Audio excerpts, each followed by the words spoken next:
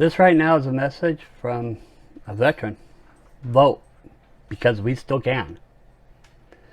We honor and cherish the memory, the courage, and the spirit of those Americans who suffered and fought and died, whether willingly or unwillingly, in the name of our great nation.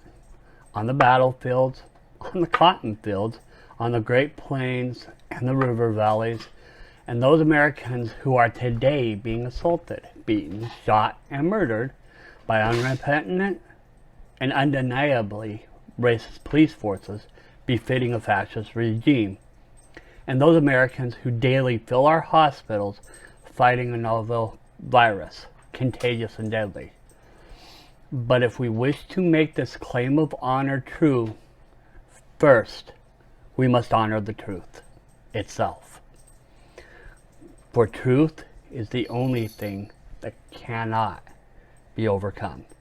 And truth is now telling us what must be done.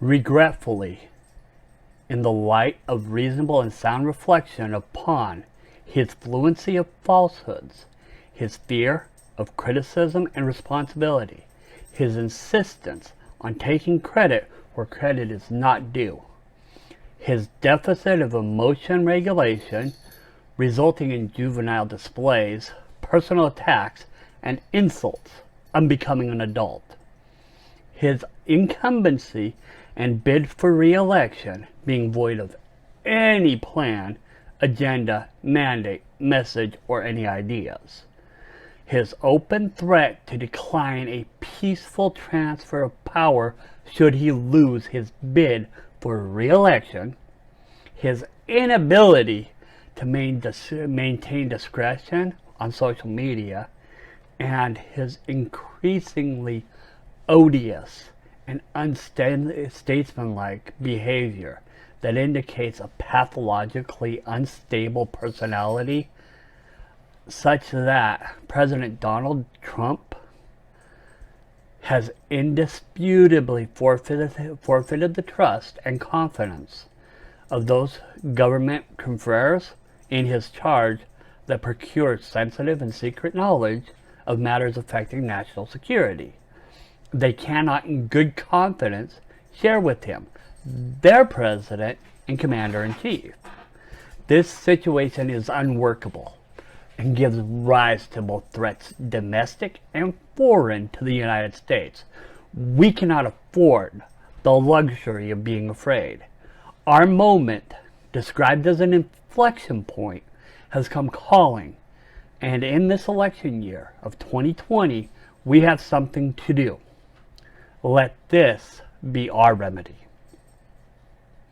Our nation, imperfect, ever learning, and self-correcting, possesses the keys to enjoy life, liberty, and the pursuit of happiness.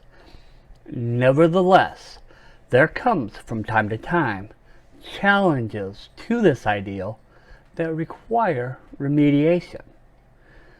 In these times, we shall insist that our citizenship be recognized and counted, uncontested. America will no longer be disgraced. The case against the president is prima facie, inasmuch as this president has been derelict in his duties. This president has undermined the Constitution of the United States. This president has committed acts of human cruelty at our nation's southern border, potentially to include crimes against humanity. This president has been impeached. This president has been found and confirmed as having lied to the American people about the true nature of COVID-19. This president has withheld information he is required by law to produce. This president has verbally insulted our servicemen and servicewomen in our nation's military, calling them suckers and losers. This president has been curiously evasive amid investigations pursuant to the nature of his relationship with Russian President Vladimir Putin. This president has openly encouraged extreme street violence at the level of complicity. This president has perverted the utility of America's federal defense and peacekeeping forces by turning them against America herself. This list of offenses, while not exhaustive, provides more than enough cause to pursue criminal charges. All of the above is clear, is obvious, and is true. As well, it is known to be true by all branches of the United States government, by the FBI, by the United States military, et al., and by the people of this nation. For President Donald Trump is not qualified. On the contrary, he is a menace to the peace. Therefore, in order to render the United States government familiar and pleasant to the people rather than terrible and unrecognizable, we shall lawfully heed any required safety measures due to COVID-19 without protest or complaint, to include wearing face coverings, gloves, and practicing social distancing. And in return, we shall not tolerate any barriers, threats, obstructions, hindrances, or intrigues of any kind by any party, whether from inside the United States or abroad, by design or effect that suppresses, deters, delays, denies, manipulates, interrupts, or otherwise alters our civil right and our civic duty to cast our vote. Inviolate, as it is guaranteed by the law of the land on or before Election Day, to remove and replace President Donald Trump and his administration in the name of truth, for the sake of justice, and to restore the peace. Thank you very much for listening to this.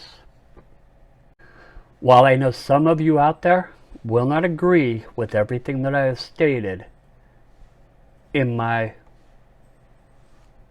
speech today, my position is secure, but you have the right to vote, and I believe there should be no obstacles for any of us to go out there and do just that. So get out there, get off your ass, and vote.